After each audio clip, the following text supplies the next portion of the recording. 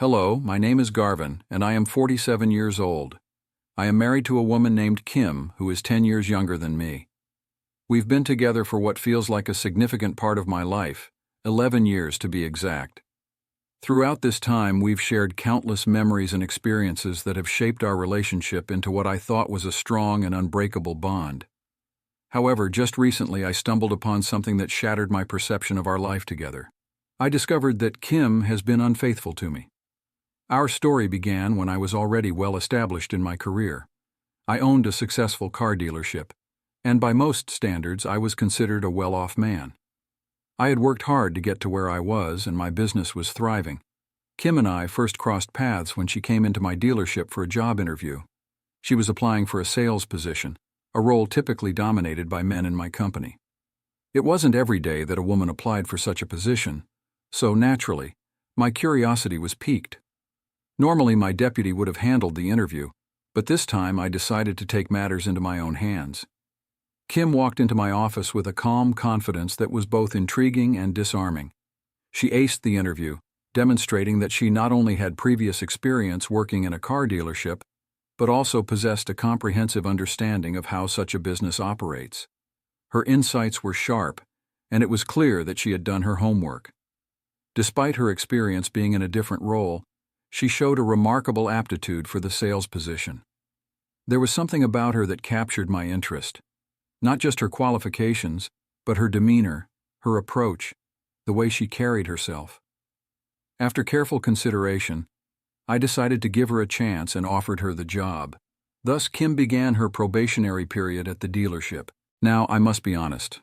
Kim wasn't what most people would describe as exceptionally beautiful, at least not in the conventional sense. This might sound a bit harsh, especially considering the women I had dated before meeting her. My past relationships were with women who were top models, daughters and relatives of prominent figures, athletes, and those elegant beauties who moved in the higher social circles. They were the kind of women who turned heads wherever they went. So why did I fall for Kim? It's a question I've often asked myself. Perhaps at that point in my life I was craving something different, something more grounded.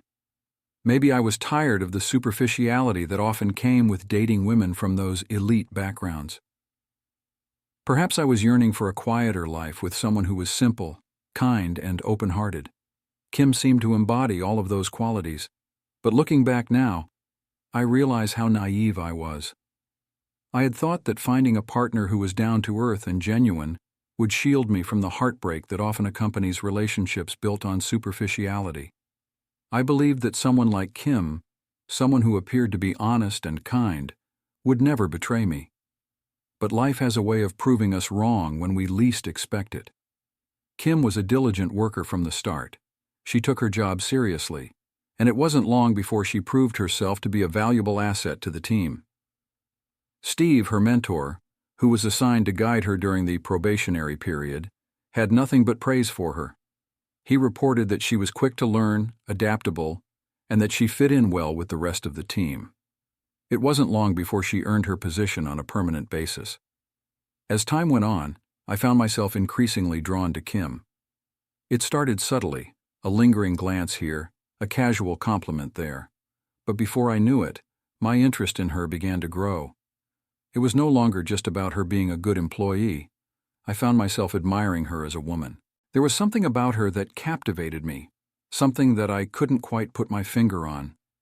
She was different from the other women I had known, and that difference intrigued me. I found myself thinking about her more and more, and it wasn't long before I realized that my feelings for her were becoming personal.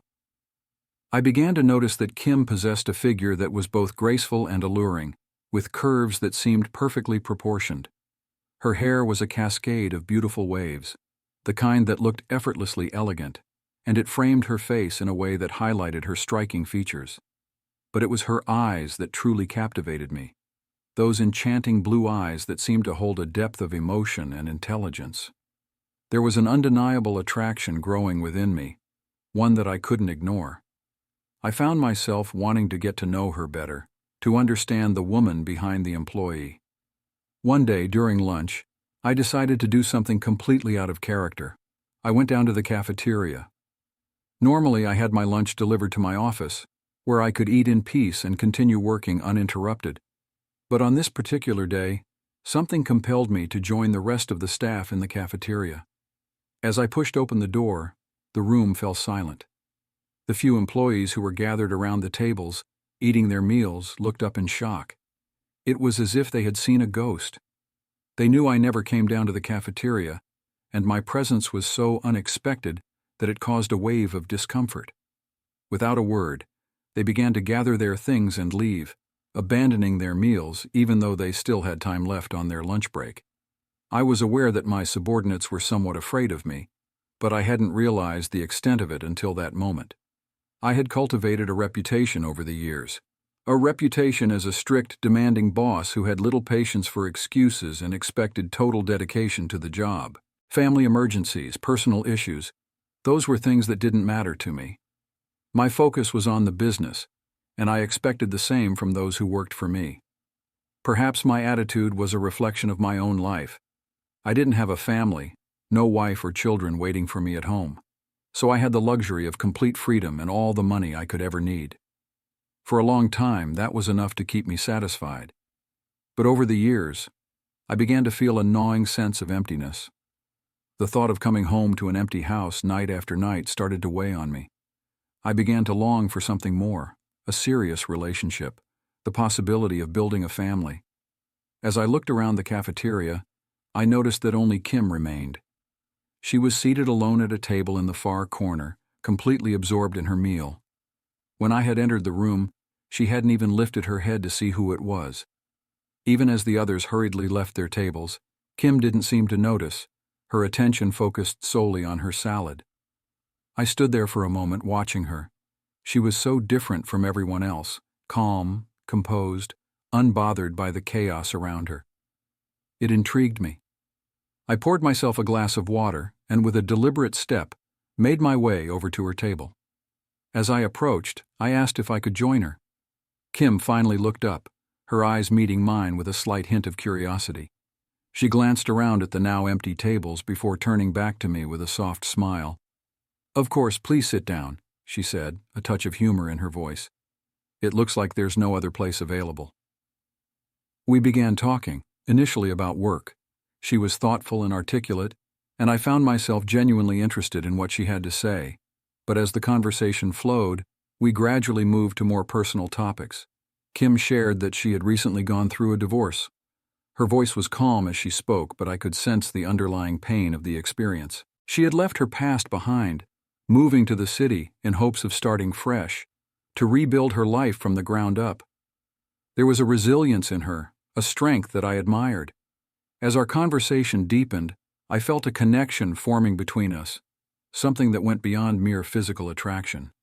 There was a warmth, a sense of understanding that made me want to know more about her, to be part of her life in a way that I hadn't felt with anyone else in a long time. It was then that I took a chance and asked her out on a date. To my delight, Kim smiled and agreed.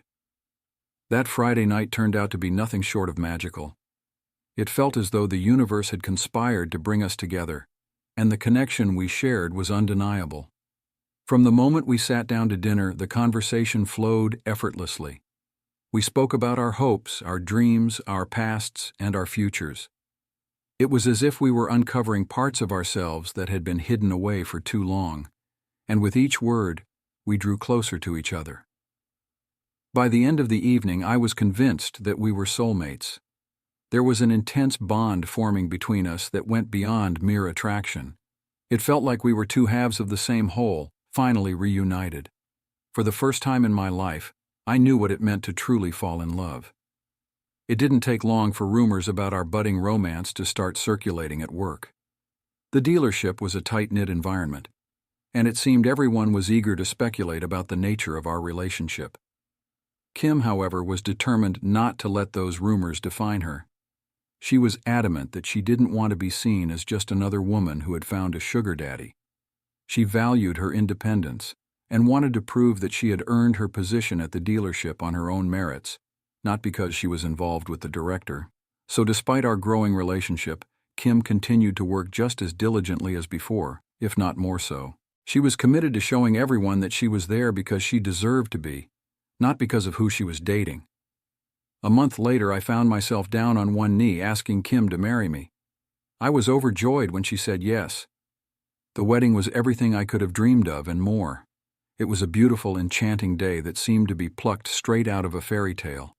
We were surrounded by friends and family, and for that one day, it felt like nothing could ever go wrong. Our life together was like a dream, and I was certain that we were headed for a future filled with nothing but happiness. A few months into our marriage, Kim announced that she was pregnant. The news filled me with an overwhelming sense of joy and fulfillment. My life was changing so quickly, and I welcomed each change with open arms, confident that it was all for the better. The idea of becoming a father filled me with a sense of purpose that I had never experienced before. I was eager to provide for our growing family, to be the husband and father that Kim and our child deserved. As Kim's pregnancy progressed, I managed to convince her to quit her job at the dealership. It wasn't an easy task. She was fiercely independent and didn't want to feel like she was losing a part of herself by leaving her career behind. But eventually, she agreed, on the condition that she would be able to return to work after the baby was born. I readily promised her that she could, even though, deep down, I wasn't entirely sure how I felt about it. I wanted her to be happy, and at that moment, I would have promised her the world if it meant seeing her smile. After all, what wouldn't a man do for the woman he loves, especially when she's carrying his child? Despite my reassurances, I didn't fully understand why Kim was so eager to keep working. I couldn't grasp why she felt the need to prove herself in the workplace when I was more than capable of providing for her and our child. I tried to convince her that as my wife, she no longer needed to worry about money or stability. I was determined to ensure a bright and secure future for both her and our child. But Kim was persistent, and in the end, I chose to support her decisions, even if I didn't always understand them. Even in the final weeks of her pregnancy, when most women would have chosen to rest and prepare for the arrival of their baby, Kim insisted on coming to work with me. She claimed that she was bored at home and wasn't used to sitting idle. It was a side of her that I admired: her energy, her drive, her unwillingness to just sit back and wait. In a strange way, it made me feel more connected to her. I enjoyed having her close by, even if it was just at the office. It made me feel like a real family man, something I had longed for but never quite achieved before meeting her. The day finally came when Kim gave birth to our daughter. We named her Marta, and from the moment I laid eyes on her, I was completely and utterly in love. Becoming a father was a feeling unlike any other. It was as if my heart had expanded to make room for all the love I felt for this tiny, perfect being. I was over the moon with happiness, and I wanted to share that joy with Kim in every way possible. To celebrate the birth of our daughter, I surprised Kim with a brand new premium car, a gift to show her just how much she meant to me and how grateful I was for the life she had given me. It was a gesture that, in my mind, symbolized the beginning of a new chapter in our lives. A chapter that I believed would be filled with nothing but love and happiness. Until one day, everything began to change, and not for the better. Kim started behaving in ways that I had never seen before. It was as if she had transformed overnight into someone I barely recognized. Every day she seemed to find a new reason to pick a fight with me. It didn't matter what I said or did. She was dissatisfied with everything. And somehow, I was always the one at fault. The warmth and understanding that once defined our relationship were slowly being replaced by tension and resentment. I couldn't understand what had gone wrong, but I knew something was deeply off. It wasn't just her mood that had shifted. Kim started lying to me as well. It wasn't anything big at first, just little things that didn't seem to add up. But over time, those small lies began to pile up, and I couldn't ignore them anymore. She would tell me stories that seemed oddly familiar, and when I pointed out that I had heard the same story from her just the week before, she would freeze, clearly at a loss for words. Then she would try to laugh it off, acting as though she had simply mixed things up, nervously saying she must have confused the days. I pretended to believe her, but inside, I was growing more and more suspicious. I knew something was wrong, and I was determined to find out what it was. One day, after yet another argument that left us both fuming, I decided to leave work earlier than usual. I needed some time to clear my head, to think about what was happening between us. When I arrived home, the housekeeper opened the door for me, holding Marta in her arms. I knew that Kim was supposed to be at the fitness club that evening. It was her routine to go there on certain days to work out and unwind. I told the housekeeper to prepare dinner for me while I took a shower. I figured that a hot shower might help me relax, maybe even help me think more clearly about the situation with Kim. As I went upstairs and began to undress, something caught my eye. A red sports bag was peeking out from behind the bedroom door. It was Kim's bag, the one she always took with her to the fitness club. Curious, I walked over to it, feeling a strange sense of unease growing inside me. I opened the bag, half expecting to find it empty since Kim was supposedly at the gym. But to my surprise, the bag was full. Inside were her sports outfit, sneakers, and towel. She had left with the bag fully packed, yet here it was, untouched. This discovery set off alarm bells in my mind. If she hadn't gone to the gym, then where had she been? My first instinct was to call her and demand an explanation, but I held back. We had been arguing so much lately, and I knew that confronting her over the phone would only lead to another heated exchange. I decided it would be better to wait for her to return home and ask her calmly, face to face. Maybe there was a simple explanation for all of this, though deep down I doubted it. I was in the shower, letting the water run over me as I tried to make sense of everything, when I suddenly heard the bedroom door open. My heart started to race. I turned off the water and listened closely. I could hear footsteps moving around the room. It was Kim. For some reason, I didn't immediately step out of the bathroom. Instead, I waited, curious to see what she would do next. There was something about the situation that made me uneasy, and I wanted to observe her without her knowing. And then, to my surprise, the bathroom door opened. I quickly pulled back the shower curtain, and there stood Kim, clutching the red sports bag in her hands. The look on her face was one of sheer terror. She was completely startled to see me there. For a moment, we both just stood there, frozen in place. It was clear that she hadn't expected to find me at home, let alone in the shower. Her reaction only deepened my suspicions. Why was she so scared? What was she hiding from me? "What are you doing here so early?" Kim asked, her voice trembling slightly as she forced a nervous smile. "I was let off work early," I replied, my eyes fixed on the bag she was holding. "Kim, why aren't you at the fitness club?" Her eyes darted around the room, clearly avoiding my gaze. I forgot something at home and came back to get it," she stammered, the uncertainty in her voice betraying her attempt to maintain composure. In that moment, the nagging suspicion that had been building inside me reached a boiling point. I could no longer hold back the flood of questions that had been gnawing at my mind. "Kim, please tell me the truth," I said, my voice firm but tinged with desperation. "You weren't at the fitness club, were you?" Her silence was deafening. For a brief moment she simply stood there, frozen, before her eyes welled up with tears. The sight of those tears, which once would have evoked in me nothing but compassion, now only fueled my growing sense of betrayal. "Garvin, I'm seeing another man," she finally confessed. And with those words my world shattered into a million pieces. The words echoed in my mind like a relentless drumbeat, growing louder and louder until it felt like they were the only thing I could hear. How could this be? How could the woman I loved so deeply, the woman I had built my life around, betray me in such a way? It was as though the very ground beneath me had crumbled, leaving me to fall into an abyss of pain and disbelief. In an instant, a wave of rage unlike anything I had ever experienced before surged through me. Without thinking, I lashed out. I hit her. It's a moment I am deeply ashamed of now, a moment that I wish with all my heart I could take back. But at that time I wasn't myself. I was consumed by a blinding fury, the kind that makes you lose all sense of reason. As soon as the blow landed, the reality of what I had done hit me like a ton of bricks. But the anger that had driven me wasn't satisfied.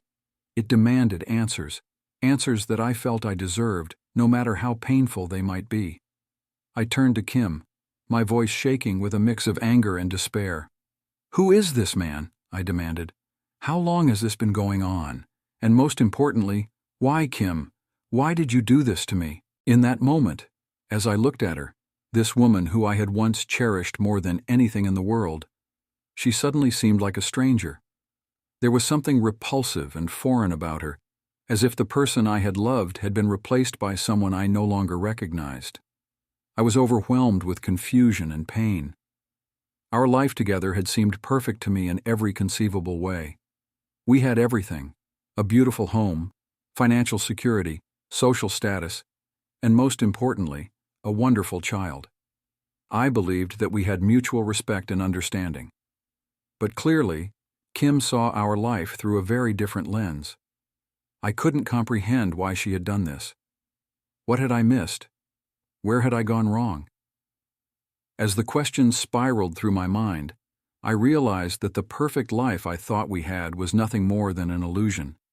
The reality was far more complex, far more painful, and in that moment I wasn't sure how or if we could ever recover from it. Kim broke down and confessed everything. The affair she was having wasn't just with some random stranger. It was with Steve, her colleague, and the very man who had been her mentor when she first started working at the dealership. She told me that the affair had been going on almost from the very beginning, from the time she had first joined the company. The shocking realization hit me like a freight train. She had been cheating on him, with me, from the start. She had been seeing both of us at the same time, and only later did she choose me. She insisted that she chose me because she truly loved me. But at that moment, I couldn't bring myself to believe a word she said. In my mind, the only reason she had picked me was because I had more money and offered a more secure future. Her claims of love felt hollow and insincere. She swore over and over again that I was the only one she loved, that she hadn't been able to help herself, as if some force beyond her control had driven her into Steve's arms. But then she dropped another bombshell, a secret she had kept hidden all this time. She admitted that she had also cheated on her first husband. Her countless infidelities had eventually led to the breakdown of their marriage and ultimately, their divorce. As she continued talking, everything began to make a twisted kind of sense. The reason she had been so desperate to keep working, why she insisted on coming to work with me even in the final weeks of her pregnancy, all became painfully clear. It wasn't the job she was so attached to, it was him. She didn't care about the work. She cared about seeing her lover, about continuing the affair that had started before we even met. The realization made my blood boil. I had been blind to it all, so focused on building a life together that I hadn't seen what was right in front of me. She had been using our workplace, the very place I had given her a chance to prove herself, as a playground for her infidelity. It was infuriating. I couldn't help but think of her as nothing more than a lustful wench, driven by desires she couldn't or wouldn't control. Why hadn't I asked more questions earlier? Why didn't I press her about why her previous marriage had ended in divorce? If I had known, maybe things would have been different. Maybe I wouldn't have pursued a relationship with her. But would she have told me the truth if I had asked? Probably not. She would have hidden it, just like she had hidden everything else. I felt like a complete fool, a feeling that was entirely foreign to me. I had always been a confident man, sure of myself and my decisions. But now, for the first time in my life, I felt utterly humiliated, like everything I had believed in was a lie. I had never experienced betrayal like this before. I had never been cheated on. In all my past relationships, even though I had been with many women, I had always been faithful. But now, I was the one left broken by infidelity. I found myself standing at a crossroads, faced with an incredibly difficult decision. Should I divorce Kim and walk away from the life we had built, or should I try to salvage what was left of our family? It was a decision I had never imagined I would have to make. Despite everything, I couldn't deny that Kim was my first real love. The feelings I had for her were unlike anything I had ever experienced before. And she had given me the greatest gift of all, a beautiful daughter, Marta, who I loved more than life itself. The thought of tearing our family apart was almost too much to bear. In the end, I made a choice.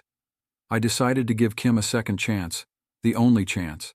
It wasn't an easy decision, and I knew it would take time to rebuild the trust that had been shattered. But I loved her, and for the sake of our daughter and the life we had created, I was willing to try. I told Kim about my decision, to try and start over, to rebuild what had been broken. As soon as the words left my mouth, she fell to her knees and began to sob uncontrollably. Tears streamed down her face as she swore that nothing like this would ever happen again. She told me how deeply ashamed she was of her actions, how much she regretted the pain she had caused. Kim promised that she would do everything in her power to regain my trust, to make up for the betrayal that had shattered our marriage. We both made an effort to heal our fractured relationship, and I believe that, more than anything, we were doing it for the sake of our daughter, Marta. I wasn't sure if we still loved each other with the same intensity as before, but one thing I knew for certain was that we both adored our little princess. Marta was the glue that held us together, the one pure and innocent part of our lives that hadn't been tainted by lies and deceit. A month passed, and during that time Kim and Marta went to her mother's family celebration. Normally, I would have gone with them. After all, I had a good relationship with her family. But this time, I couldn't bring myself to join them. I needed space. I needed time to be alone with my thoughts and emotions, to process everything that had happened. So I stayed home, alone in the quiet house. We had let the housekeeper go for the weekend since there wasn't much work to be done with my wife and daughter away. But truthfully, I wanted the solitude. After Kim's betrayal, I had changed in ways I hadn't anticipated. I became more withdrawn, more introspective. The optimism that had once defined my outlook on life had vanished, leaving behind a man who was skeptical and wary of the world. That evening, I poured myself a glass of whiskey, hoping it would help me relax enough to sleep. I had just settled into bed when a notification pinged on my phone. It was from the car dealership's security system. Curious and slightly irritated at the interruption, I turned on my computer and logged into the system. The notification read, "Movement detected on surveillance camera." I had real-time access to all the surveillance cameras at the dealership, so I began reviewing them one by one, trying to pinpoint where the movement had occurred. As I flipped through the different camera feeds, my heart started to race. There was nothing on the first few cameras, just empty showrooms and silent offices. But then, I reached the camera in my office, and what I saw made my blood run cold. On the screen, clear as day, was Steve, the very man who had once been Kim's lover, having sex with my wife on my desk. My desk? The place where I had made countless decisions, built my business, and, ironically, trusted the woman I loved. The scene played out in front of me like some twisted nightmare. I watched, paralyzed with shock, as the reality of what I was seeing sank in. Fury, unlike anything I had ever felt before, surged through me. I grabbed the glass of whiskey on my nightstand and hurled it at the wall, watching as it shattered into 1,000 pieces. A scream of pure rage tore from my throat, my face burning with anger. I had fired that miserable scumbag Steve the moment I found out about the affair. I had given him a recommendation letter so damning that it would have been a miracle if he could even get hired at Taco Bell, let alone another dealership. So how in the hell had he managed to get back into my office? It didn't take long for me to figure out what had happened. Steve must not have returned his key card when he was fired, and somehow no one had removed his credentials from the security system. The thought that this man had been able to walk right back into the place I had built, as if nothing had changed, infuriated me to my core. But even worse was the realization that Kim had willingly gone back to him, that she had chosen to betray me all over again, despite everything she had said, despite all the promises she had made.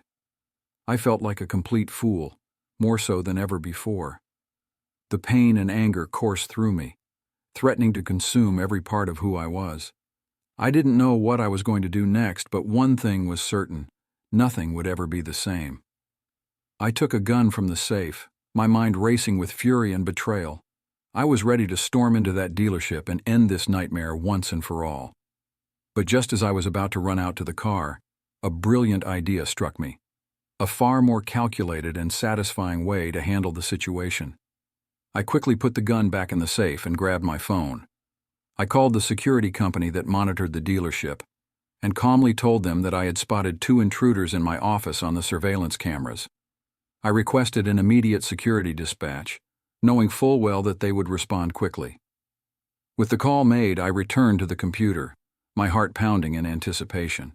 I wanted to see how this would play out, to watch as Kim and Steve realized they were about to be caught. The cameras didn't transmit sound, but it wasn't long before I could tell that the two of them sensed something was wrong. Their frantic movements told me they had heard someone else in the building. I watched as they scrambled to gather their belongings, desperately trying to erase any evidence of their illicit encounter, but it was too late. The security team arrived faster than they could react. I watched with grim satisfaction as the guards entered the office, catching them in the act. There was no escape for them now. The security company called me first, informing me that 2 people had been detained and taken to the police station. They asked if I could come down to the dealership, but I told them that my deputy would handle it. He would be the authorized person in this matter. I didn't want to see Kim or Steve. I couldn't bear the thought of facing them after what they had done. The next call came from the police, informing me that my wife had been arrested and was currently at the station. They said she wanted to talk to me. I agreed to take the call, but when I held the phone to my ear, I remained silent, waiting for her to speak.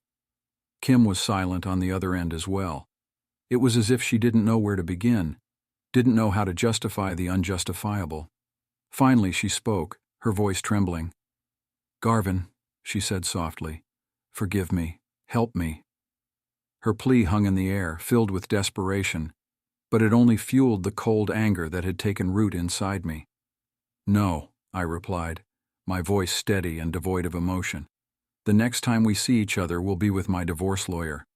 And with that, I hung up the phone, severing the last thread that connected us. The divorce proceedings were quick. Kim didn't contest anything. She didn't claim any part of our assets, agreeing instead to joint custody of our daughter. It seemed to me that she was genuinely remorseful. I could see the shame in her eyes whenever we met to discuss matters related to Marta. But despite her apparent regret, I felt no sympathy for her. The only thing I wanted was to rid myself of her as quickly as possible, to cleanse my life of the poison she had injected into it. After the divorce was finalized, I felt an overwhelming sense of relief. It was as if a heavy burden had been lifted from my shoulders, one that I had been carrying for far too long. In a way, it felt like I had finally taken my revenge for the pain she had caused me. My life began to improve. I found peace in the simplicity of being alone, free from the constant suspicion and mistrust that had plagued our marriage. Kim and I only kept in touch for the sake of our daughter, Marta. I knew that she had found a job as a secretary in some office, but that was the extent of my knowledge about her life. I had no interest in what she did or where she went. As far as I was concerned, the only thing that still connected us was our child. Through all of this, I learned a valuable lesson. Betrayal is a choice, not a mistake. And there's something else I came to understand. When someone you love betrays you, they don't deserve a second chance. I gave Kim that chance once, and she threw it away, proving that cheaters don't change. They make a conscious decision to betray, and for that, they must face the consequences. Perhaps some might think I'm being too harsh, but I stand by my decision.